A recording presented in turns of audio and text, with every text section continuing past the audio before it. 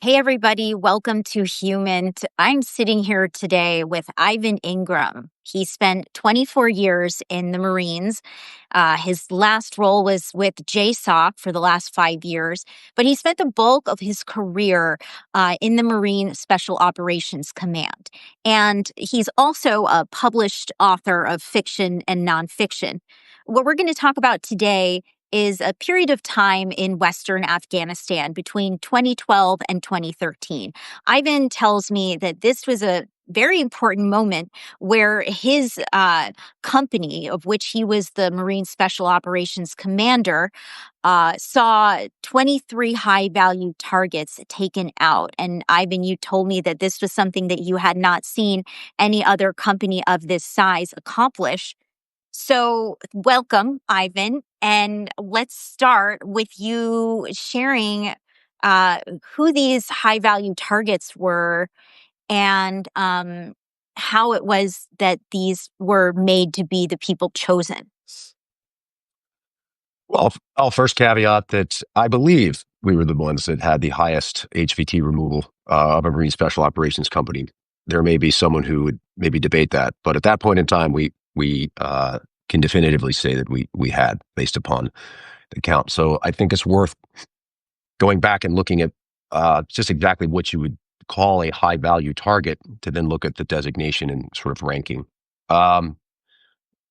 particularly as it pertained to fighting the Taliban. And I think the Taliban gets commingled with Al Qaeda sometimes, and that wasn't always the case. There were certainly AQ operatives inside of Afghanistan, but particularly the Taliban is certainly the larger focus as far as the enemy.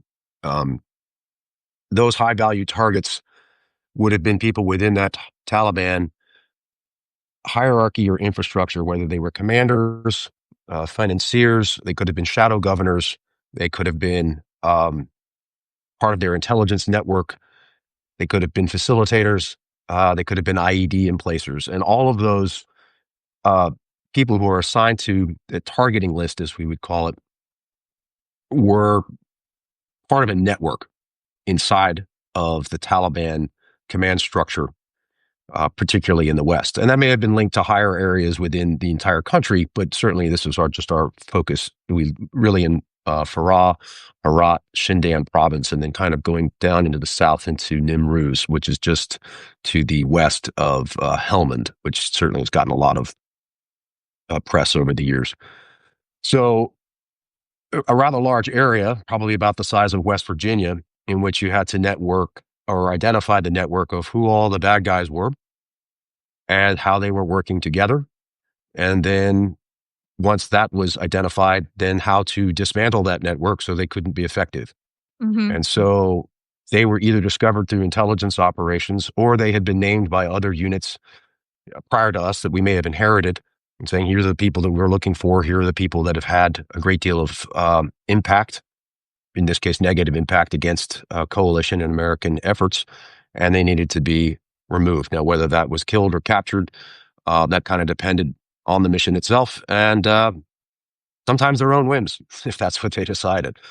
So And does that help define that? yeah, I think that that is a good way for us to move forward here. In terms of prioritizing these high value targets, can you explain what the organization was in terms of saying this is the first person that we want to go after? Or was it more this person is easiest, let's try to hit them first? Or what was the structure of how you figured out the people that you were going to start capturing or killing? Sure. At the large level, some of that could have been strategic / U.S. nationally nominated. So like everybody is looking for this guy. In that case, one of them was Mullah Omar, who was a fairly high up Taliban leader. We didn't actually get him, but that would have been my unit, I should say, didn't actually get him, but that would have been an example of a very high level target. Underneath him, he would have had lieutenants or people who were working. I'm just using this as an example. Perhaps as his assistant, perhaps as his second in command. And then from there, it just sort of works its way down. If you look at it as like a pyramid, almost a spider diagram of just how these guys are linked together, it could get down to a very low level commander who might be operating in one of my team's smaller operational areas. I had many teams spread out across this entire operating space, and then they had areas of responsibility that they would go out into. So you could have a very low-level person who might have a high level of impact based upon his connection. So you either captured him, and we did that sometimes, or if you took them out, that would degrade their operations or their ability to operate, and they would have a larger effect because then you could hear through radio intercepts, etc., higher level commanders saying, well, so-and-so just got removed. We're going to have someone step up. Go figure, there probably weren't too many people volunteering for that in the wake of some of the operations.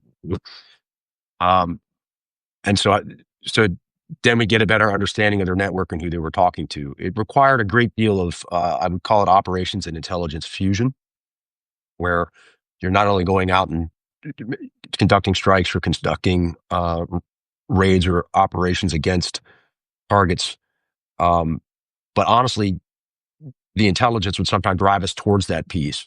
And if a higher level guy was uncovered, we would, one, submit to go take action against him. But then the second part would be, it depending on his level, a larger, because of the impact he may have, they might send someone from another organization to come and take him off our hands if we captured him, et cetera, because of the level of intelligence value or the high intelligence value that person would have based upon their level of work within that organization. So it Okay. kind of depended on how they presented themselves to us. Okay. And before we get into some of these higher value targets and what specifically happened with them, can we talk about the terrain?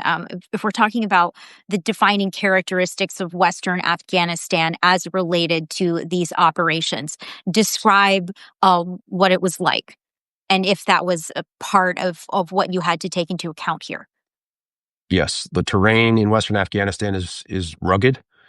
Um, it can be very hot in the summer months and then become rainy, bordering on snowing, depending on elevation, in the later fall and into the winter. And in fact, there was kind of a fighting season that we termed that the Taliban would really be the most active as weather improved and they could get mass more people. It's not so much that they took the winter off, but do just not see as much activity because it was harder to operate, particularly in the upper elevations. So it could be very snowy. Terrain is, as I said, steep. It's also arid, um, which I know that sounds counterintuitive to when I say it was raining, but most of the time it was just if even it snowed, it'd be a very dry snow. It wasn't particularly humid.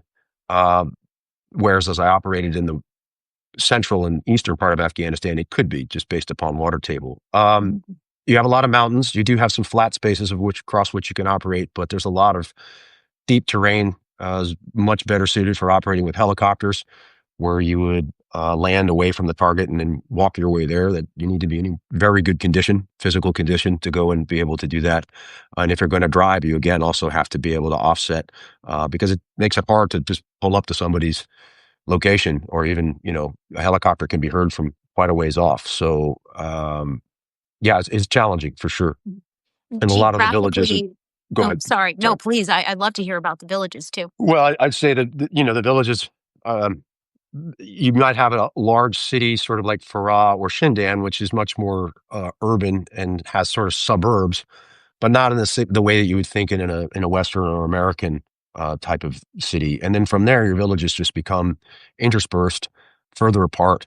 Uh, Much of the construction is by hand from the dirt, of the Afghan soil, and they have almost a biblical appearance to them. So you could be working on one side in a very modern city, or a city that's become more modern, and then in others you'd just be in a very rural and agrarian spot. So there wasn't Hmm. like typical housing. I think a lot of people think of some of the construction and the buildings and things we were in being more like Iraq, which certainly is much more improved. I didn't see that kind of Yeah. infrastructure all over Afghanistan. Yeah, that's I'm seeing a comment, somebody, Scotty, saying you folks are amazing. I can't even imagine. And so setting the scene this way, yes, and of course we were day off of Veterans Day as well here. Um, But setting this scene as we think about the way you operated. But there's also the political aspect of this with the fact that it shared a border with Iran, and the fact that you have the Quds Force, there's smuggling, cross-border influence. Before we get into the real stuff, let's also set that scene, if you wouldn't mind, Ivan. So in different parts of Afghanistan, they are influenced by their neighbors. So to the north, you have Turkmenistan. So the Turkmens and the Uzbeks, they will influence a little bit further to the north. To the west, in particular, out towards Farah, there's quite a large Farsi population. Whereas we see a defined border. There were people who worked their way back and forth in between Farah or Herat, Afghanistan, and go into Iran and conduct business. So it wasn't so much that we had a locked border or something preventing them. We couldn't prevent them to go back and forth between there. But even the street signs in Herat are in Farsi, as well as Pashto, which is ostensibly the national language. The Afghans never really adopted that, but they had so many different tribes and so many different dialects that within the areas you would operate, you'd have to be cognizant of what dialect they were speaking, kind of what their tribal influences were. So yes, there was a high degree of Iranian influence, particularly in the West. It's a very long border between Afghanistan and Iraq. It isn't as if there's a large, there may be border crossings, but there isn't a large fence or wall or something to prevent people from crossing over. We never rolled up or encountered an identified Quds Force guy. I'm sure that they were out there. In fact, we know they were. We know they were facilitating and moving things around, but they were also quite savvy in keeping themselves unidentified, keeping themselves protected in the ways they were doing. And certainly they were using likely proxies and cutouts to have influence there. But yes, I mean, absolutely had to be aware of your surroundings and assume that you were being collected on, whether you were driving around or someone you were working with might say something. So you had to be very, very careful about that. It's certainly a dynamic environment. So, who were some of the most high value, hardest to reach targets? And can you tell us a little bit about them? What made them difficult to get at, and how you ultimately were able to access them? Well, going back to what I was talking about with them being able to blend in with the terrain, there certainly have people who would look out for them. Generally, the higher up they got, the more intelligent they were, at least about covering their tracks. We had one Taliban commander who was just fairly overt about saying, "Okay, come and get me." Now, we never got him, to be honest. I think he actually was hiding out in Iran. Um, but he did put a bounty on one of my buddy's heads for 10,000 American dollars. He just said, "Okay, if you're going to come after me, I'm going to target you as well." I've always been a little offended that I didn't get a bounty put on my head. I thought I was at least as good as he was, but I had to at least There's acknowledge.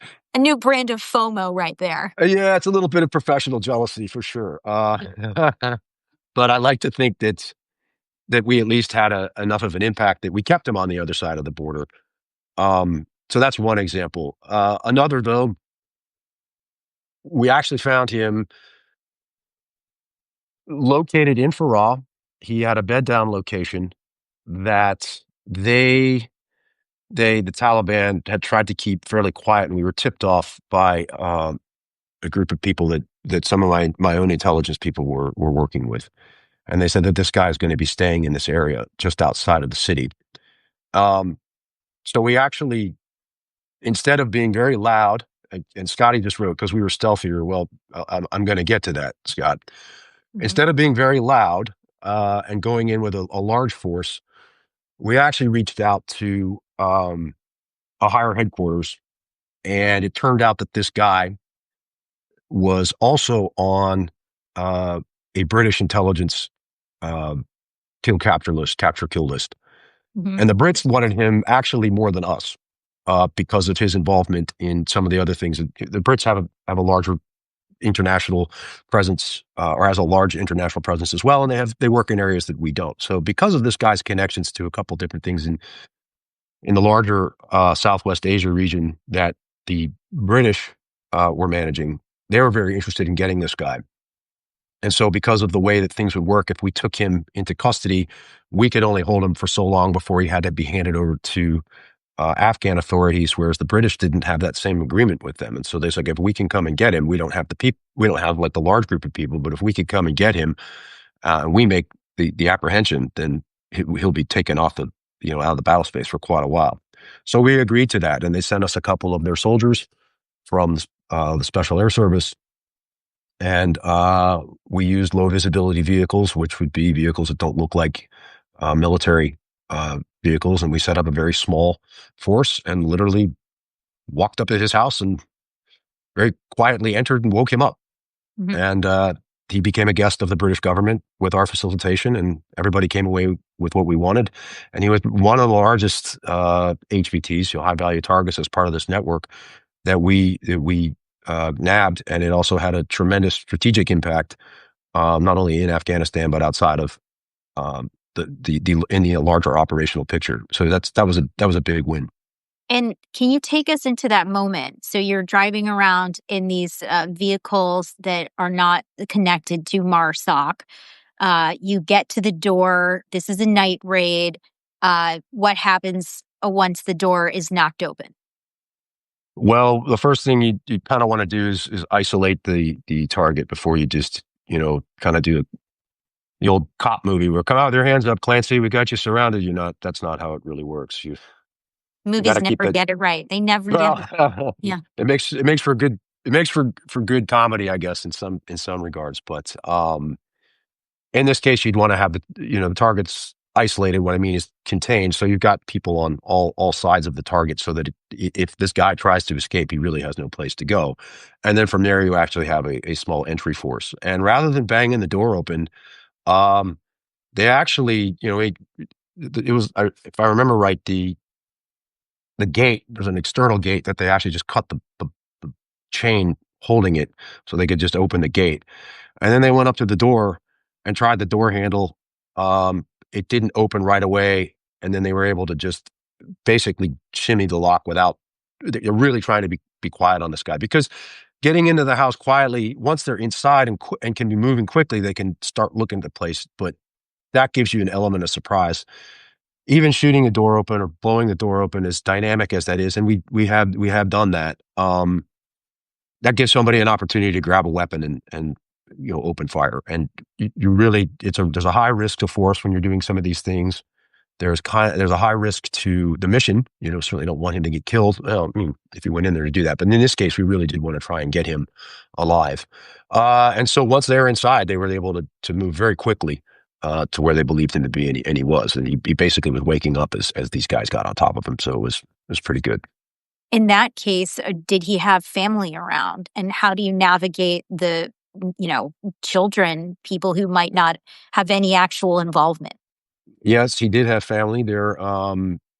You treat them as non-combatants. I mean, obviously, you have to make sure that they're not going for weapons, etc. But we go in with interpreters. In this case, we had my Afghan interpreter went in with them.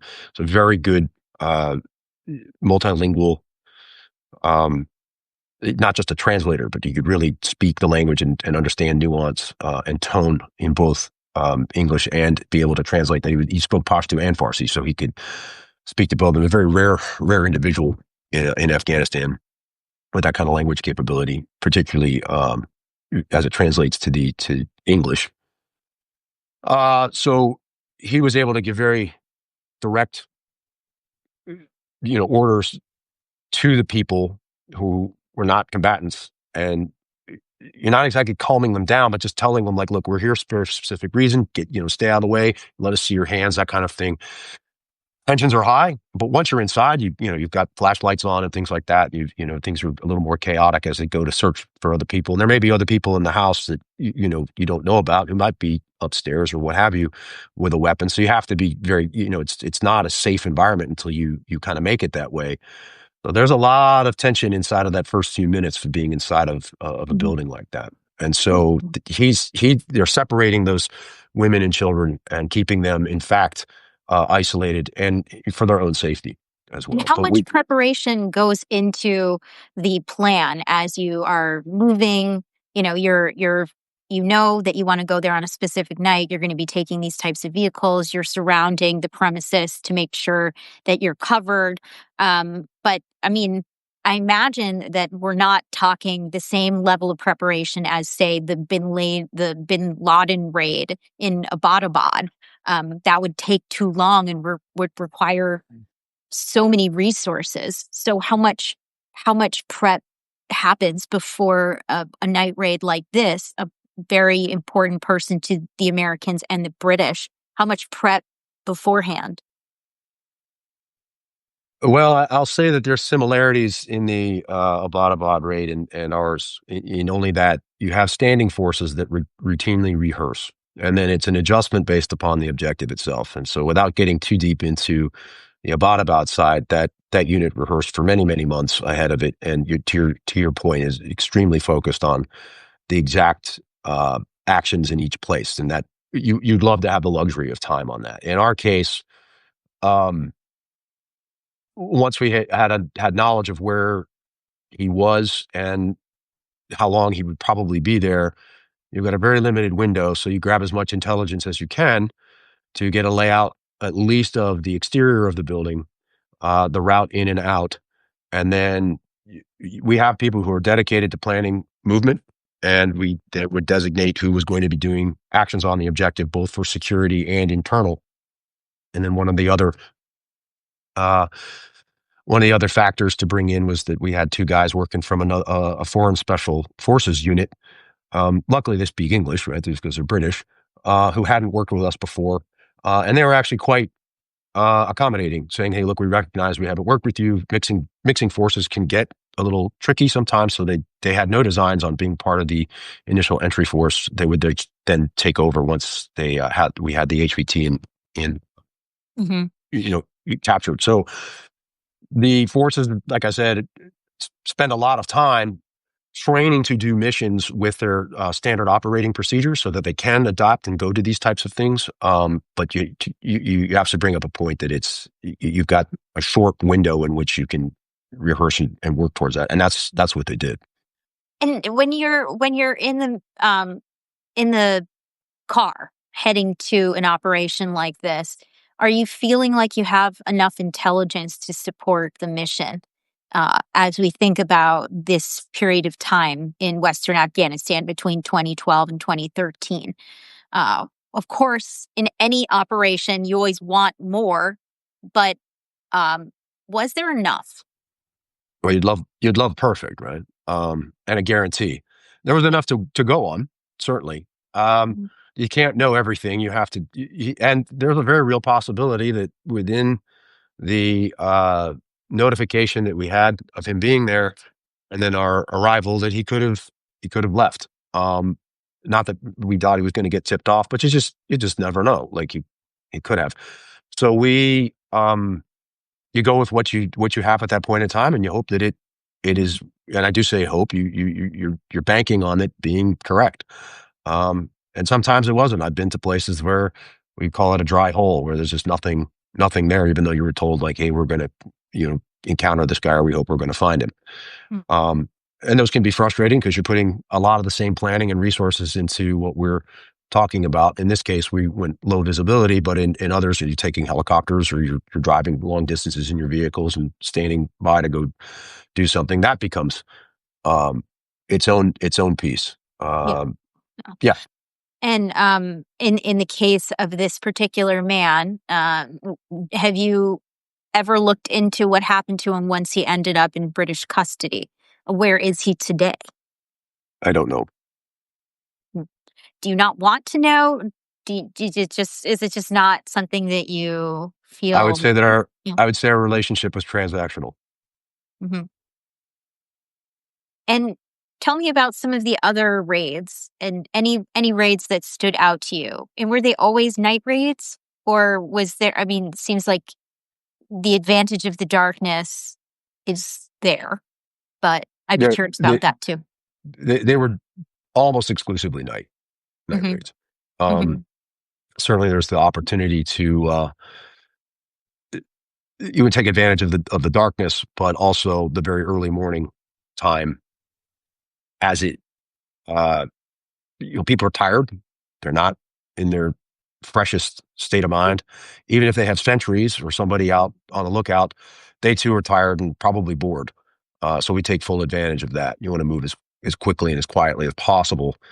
Yes, Scotty nods in gear. So we absolutely would apply for that. So in one case, I got very violent very quickly, and we had a tremendous gunfight on the objective, which we ended up actually killing the HVT we were going after. He was a known Taliban commander. He was also a IED emplacer, and he'd been tracked to a particular compound. Luckily, this compound was isolated away from other inhabitants, which was good, or at least not tied into a larger urban area. So as we went to, again, trying to be quiet in the approach, but once they opened fire on us, we'd made the choice before we went into the compound that, if we're going to risk life, limb, and eyesight to actually go after this guy, you make that decision beforehand. You don't have debates on the objective as to whether or not that's going to be something you want to sort through. So in that case, this guy was high enough value, and because of the fact that he'd been placing IEDs, he'd been blowing up Afghans, he'd been blowing up Americans as well, it was worth taking off the battlefield. We fully assaulted on this compound, and it's a pretty protracted fight. One of the guys in my unit got the Silver Star, which is a 2 down from the Medal of Honor, as far as a Valor Award. Multiple other Valor Awards that night, and can you explain to us what he did to earn that? When the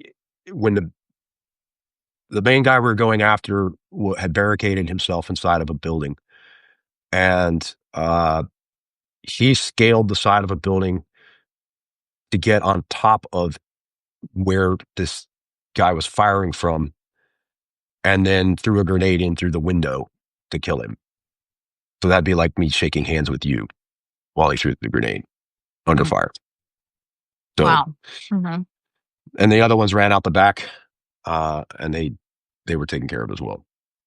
So that was a pretty big night. A lot of adrenaline. They all have adrenaline, but those ones become really, really high. Mm-hmm. Yeah. Are there others that you want to describe? I have so many questions here, Ivan. But I want to spend time talking about others that stood out to you, and what made your company so effective as opposed to other companies that were operating in the preceding years and at the same time. Well, to that question, I think one of the things is that those networks take a while to develop, and before I pat myself on the back too hard, the other companies who'd been there ahead of me that I inherited a lot of these things from had the networks developed to a point where we could actually take action on them. So I shouldn't take all the credit for that, because they had people who were working very hard on this and develop. It takes a while to make these packages together. It takes a while to create a network and understand how it works. And who all these people are, and to identify them appropriately, right? You can't just say, all right, he's bad, and so therefore you've got to sort of build your case. And so they spent quite a bit of time doing that. And it wasn't as if they weren't taking their own HVTs or own high value targets off the battlefield during their own deployments. It was just, in this case, we inherited those target packages. I had a very good group of intelligence people. One of the things that kind of sets MARSOC apart is that they deploy with a robust and organic intelligence package, both signals, human, image intelligence, that kind of thing that works directly for the company.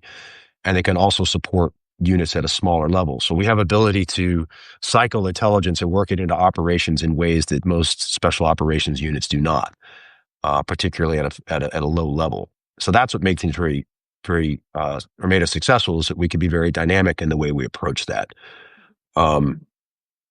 So a couple things contributed to our success, and then some led to others. Like, you would take a guy off the battlefield, he'd perhaps go to interrogation, and he'd spill that he had other people working for him, and then that would just identify, okay, here's some more people to go and get. And again, you start that cycle over with the intelligence throughout, uh, influencing operations going out and confirming the intelligence, bringing back more information, and then it just gets into a cycle that allows you to operate more uh, more independently and also focused on your enemy.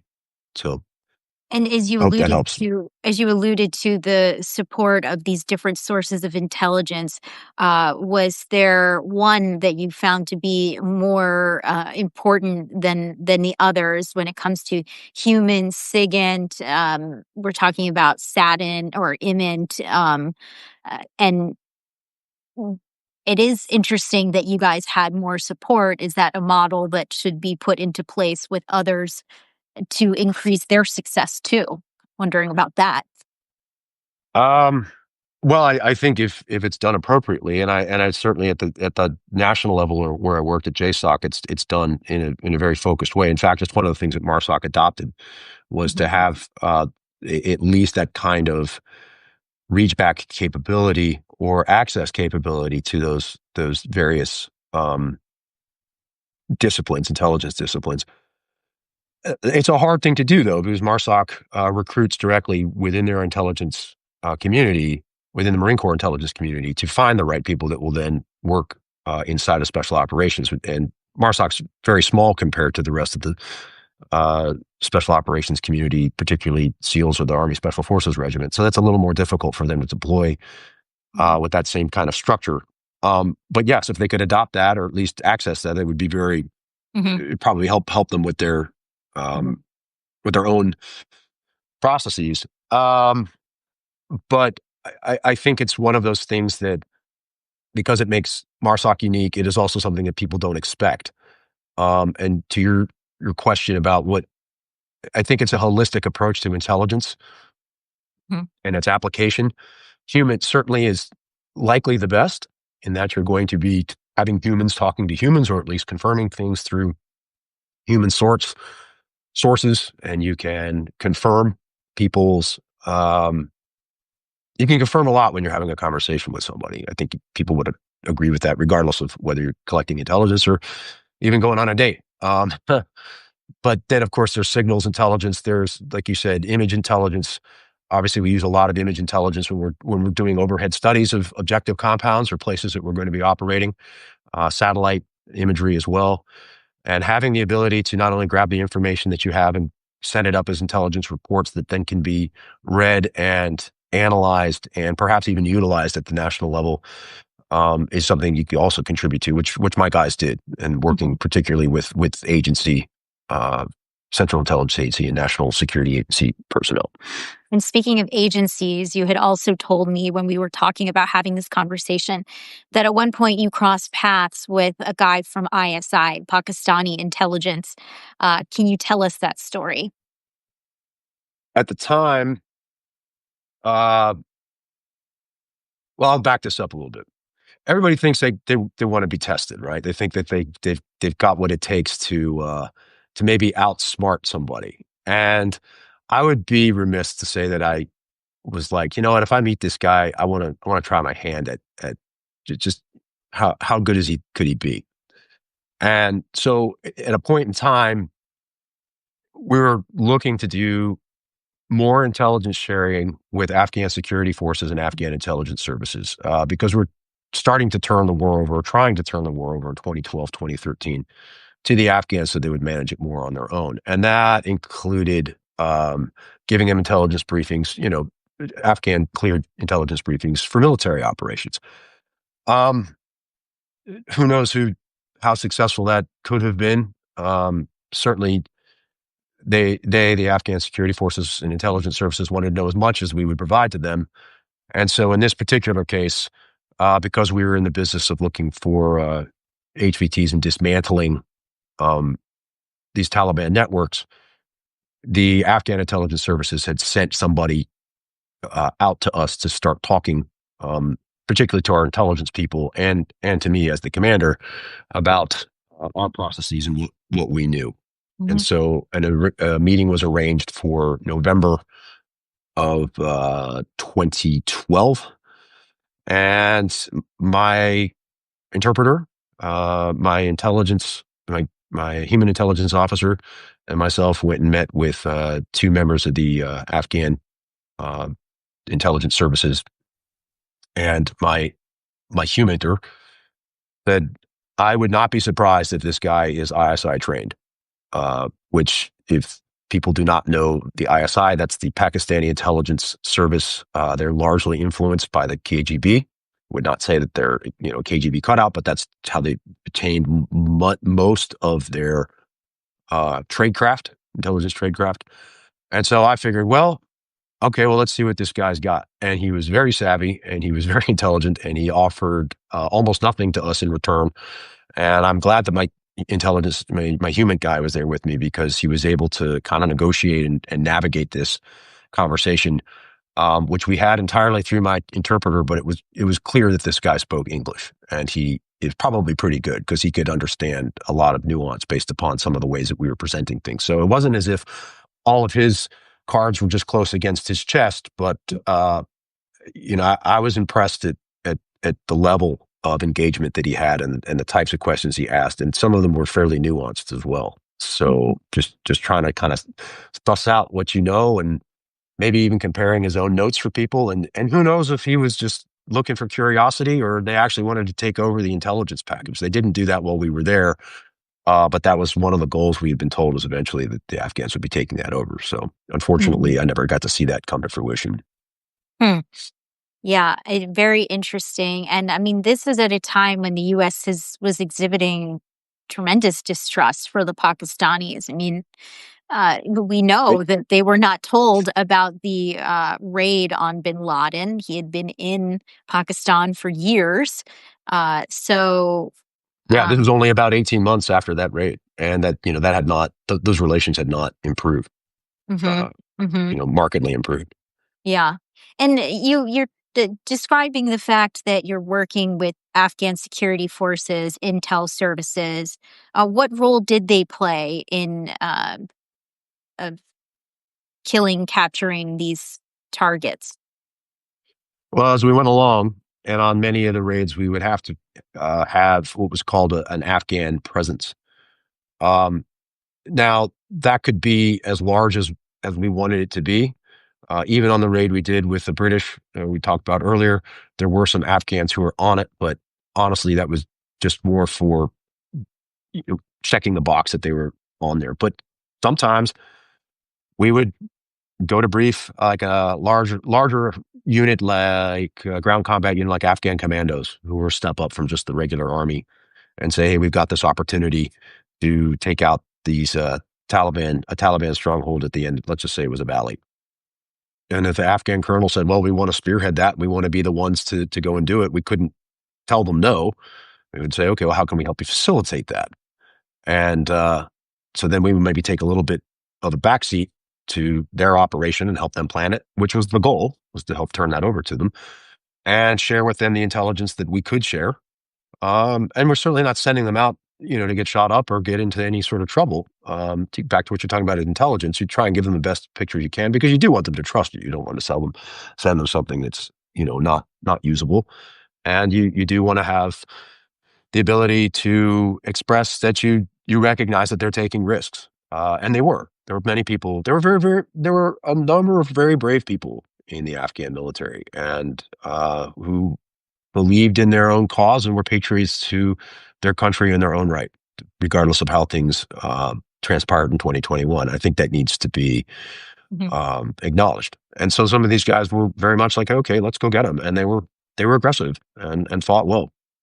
In some of my previous reporting years ago, before the collapse of Afghanistan, I covered the Afghan women who had been trained to join on some of these night raids. And Mhm. multiple people told me that sometimes they were more brave than the men, and they really wanted to go in there and shoot the shit out of the Taliban. Like, they were tough. Yeah, absolutely. I actually wrote a book called Athena, which is about the cultural support teams, um, American 3-woman cultural support teams that were attached to SOF from 2009 to 2014. The women who served in them were brave, and fought and bled and died in their own right. And the relationships they had with their female interpreters were in many ways better than ours sometimes. And I think, to your point, those women had a lot of skin in the game. This is Afghanistan has certainly taken a huge step back as far as human and women's rights as a result, and they really want to see their country modernize and come forward as well. Right. They had And a whole lot at stake and they did. had a lot to fight for. Tell me about some of the guys in this company, who they were, what the culture was like from the inside. We've seen some, some reporting on Fort Bragg, the book that came out, which made, there's a lot of concerning aspects to the culture of special forces. And I'm wondering about your company and how it went. Um, if you're referring to the Fort Bragg cartel, that book that just came out, that's I think there's a little bit of sensationalism there. That's not to say it's not true. It's just a matter of, those kinds of things grab headlines. My unit, I commanded Marine Special Operations Company Foxtrot for nearly 3 years, and I'm a plank owner of MARSOC, which means I was a founding member. I joined in when it came around. It was brought into it. I served 16 years in the organization. So I knew a fair number of people inside of that company because of my time spent there, particularly the staff NCOs, which is generally the backbone. Those are staff non-commissioned officers, which is generally the backbone of any organization. And in MARSOC in particular, most of them have been sourced from Marine Force reconnaissance units, and some others had come over from infantry units as well. So they had a great baseline of experience. Many of them knew me. I knew them. We were clear on our expectations, or my expectations, I should say, were made very clear to them. And I also gave them a great deal of leeway to do the things that they needed to do, while at the same time, there's sort of you give them you give them that latitude, but you also need to trust that they're doing it and sometimes inspect it. That doesn't mean micromanage, but I had a very good relationship for the most part with, not going to be friends with everybody, but the people that I work with. And once we got into a rhythm, an operating rhythm, they were free to do what they needed to do. And I think going back to what you were talking about as to why we were so successful, it's that I allowed my guys to have that freedom of action within a framework that I was clear about expressing to them. Mm-hmm. And yeah, so I was fortunate in that, but I think the professionalism inside of MARSOC lends itself towards that. And it probably starts out with people being Marines first, and then from there getting into special ops. Mm-hmm. What about the psychological toll that it takes going out on these night raids cumulatively, and how that gets addressed? Well, it is indeed challenging. Psychologically, it's going to have an effect on you, particularly as I talked about the guy throwing the grenade into a room, at 4 feet, people getting involved in gunfights inside of buildings, near misses with whether it's indirect fire, direct fire, you name it, people getting wounded, which did happen. There's a great deal of there's an expectation that we're all very tough and that we're going to be able to just sort of deal with it. But I found that going around and talking to your people and trying to understand, hey, how they were experiencing certain things, and being attuned to whether people kind of needed some time to process. I never had anybody crack or quit, but you definitely have people who, feeling the strain of that going out night after night. Granted, you didn't go out every night all the time, but it was also very helpful that we deployed with psychologists, and you deploy with people that people can talk with. And I think that's a really differentiating factor between special operations and other organizations, in that because you have psychs and you have people you can actually talk to about how you're feeling and what you're going through, who will listen and help you come up with coping mechanisms. That's a really different approach.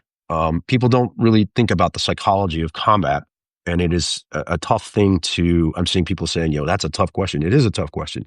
It's a tough thing to address as a leader too, because the leader's under a lot of pressure to produce, and you're under pressure to make things work. And if And within sometimes that, there's also a dynamic, especially in uh, between men of wanting to be strong and wanting to share your I think that there's like a sense of wanting to prove yourself that makes it harder to show any vulnerability or weakness. Sure. I mean, there are people who absolutely would not want to acknowledge that. And they say they're okay, and that comes back and to haunt them. And again, I wrote another book called 22, which is about veterans dealing with PTS. I don't like to call it PTSD. I don't think it's a disorder. I think you have, post-traumatic stress based upon the things that you experienced. And there are times, Scott's saying you drop it and get working together. Well, right, the mission has to go on, but you have to realize that people are human, and you get the opportunity to have a conversation with them. In these types of environments, people want to know two things. They want to know that their leadership cares about them and is not going to put them into a compromising position by treating them as a commodity.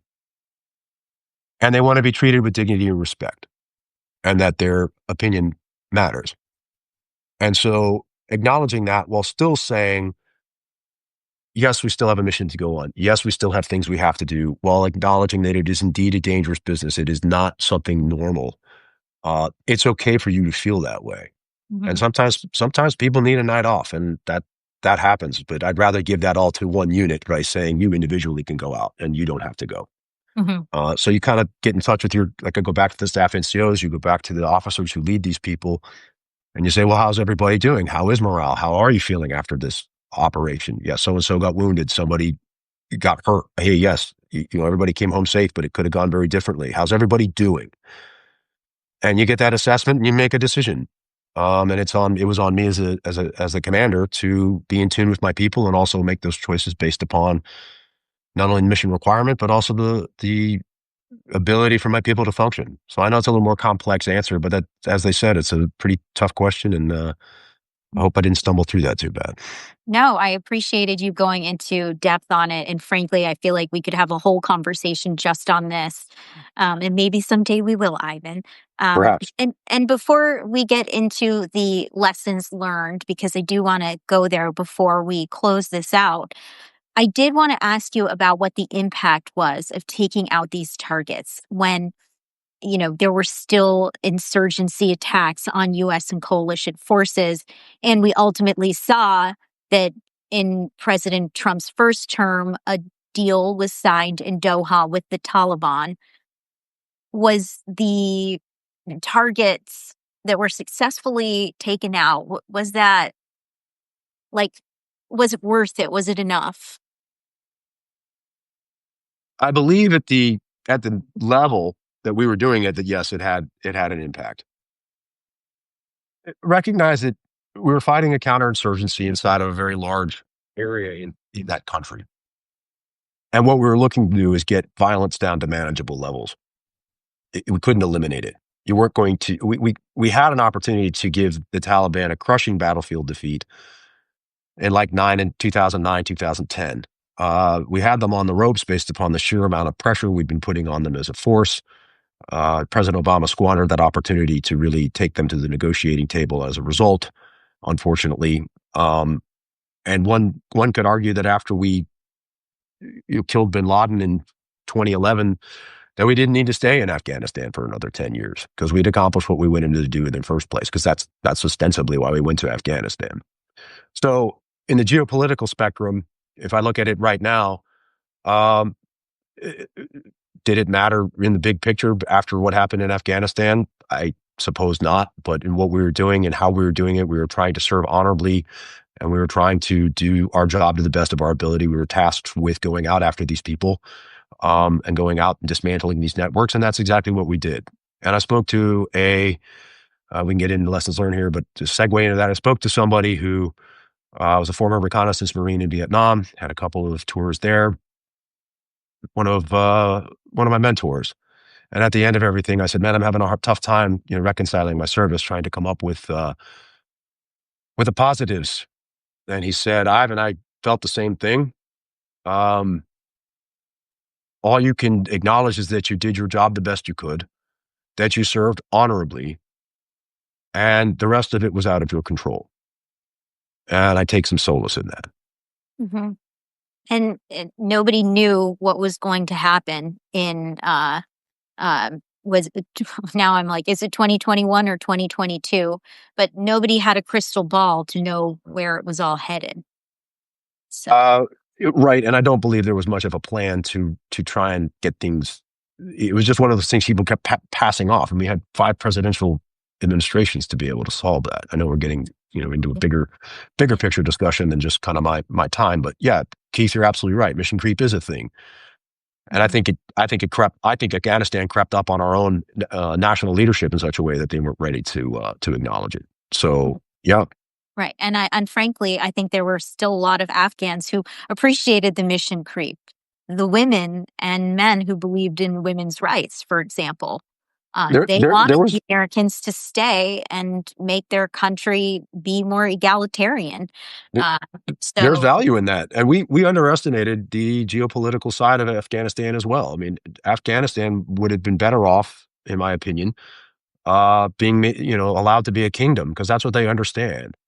mm, They understand tribal dynamics, and they understand fealty, and they understand sort of fiefdoms and areas. And to unify them under some sort of idea of Jeffersonian democracy, which is completely foreign to them, and say, hey, look, this is how you need to be, to make yeah, yeah, mistakes in that. But yeah. And I you cut out for just a second there, so I missed the end of what you said, Ivan. Um, um, oh, but yeah, I Mhm. was just saying that, it, it it's one of those things that there were things that were valuable in doing that. We tried to put Jeffersonian democracy into Afghanistan on a method that they didn't really know and understand, and we expected some huge results. So Yeah, I think very different structure, much more tribalistic. There were a lot of areas where we applied a much more Western thought right. than we probably should have. But what are some important lessons from what you learned, what you saw in this company that you think are relevant today as we think about what's happening in other parts of the world now that the United States is not focused on Afghanistan?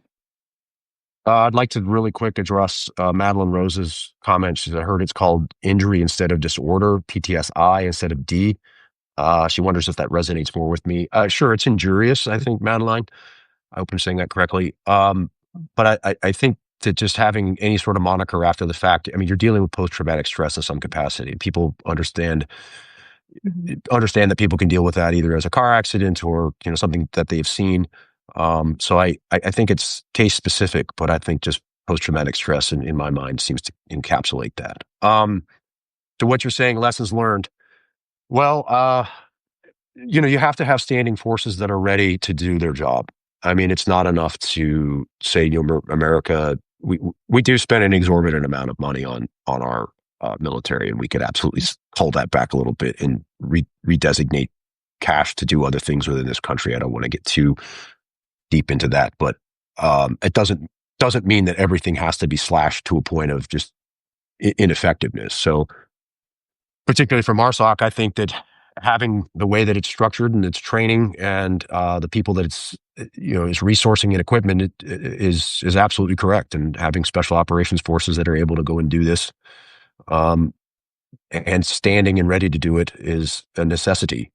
Um, I'd like to see a little bit better interaction, interoperability between special operations and conventional forces, because there's certainly a ton of things that conventional forces can bring to a fight that the special operations forces do not have, and they could capitalize and work on that a lot better together. And we didn't ever really synergize that in Afghanistan or Iraq very well. We will claim that we do, but we did not. The Marine Corps does a good job of that in a smaller force, but I think we could be better at it writ large across our military. I think it would make it more effective. But again, that's organizational cultural change that may or may not be embraced. Yeah. Huh. And I'm wondering, do any of the lessons that you learned in Western Afghanistan, did those ever get folded into other special operations? Yes, we had we would do a pretty robust after action report on every raid or mission that we did, which we would then supply what's called a post mission report up to higher. And we also did interviews with not only SOCOM historians, but MARSOC historians to talk about our time over there and capture the lessons learned so people can go back and read through them. And yeah, so there were some effective things in there. And we would also look at other lessons learned and the reports of other special operations units as well, whether they were British or other American ones, particularly if they've been operating in an area that you weren't familiar, kind of understanding their terrain and tactics and things like that. So If you yeah, can there's share, value in that. yeah, if there's any lesson learned that you could share. And then I also had one more question for you, and everybody just giving you a little contextual detail here. Ivan actually has a cold and he's suffered through this interview. I'm working through it. Started it out with a cough drop. So we appreciate you taking the time. Yeah, my pleasure. The show must go on. So just as an example of lesson learned, when we were first going into Afghanistan, in the area that we were going to be operating into, this is my special operations, actually my platoon at the time. This is in 2007. There was in the area we were operating, there were not a lot of special operations forces working there, but one of the units that had been in there was the Australian Special Air Service. And I knew some people in the Aussie SAS, and I asked them if they had any lessons learned, and they sent us their patrol handbook, essentially, for what they've developed in Afghanistan, how they loaded out their vehicles, the types of how much water they carried, fuel, different types of ammo loadouts, tactics, procedures. That helped us develop our own very quickly ahead of going over there instead of having to do a lot of discovery learning. So that's an example of something we were able to do very well. Okay. Yeah, Motrin and change my socks. Your nephew would have told me the same thing, Keith. Thank you. So I guess as a last question, when you look back on it all, is there anything that you can think of that you would do differently now?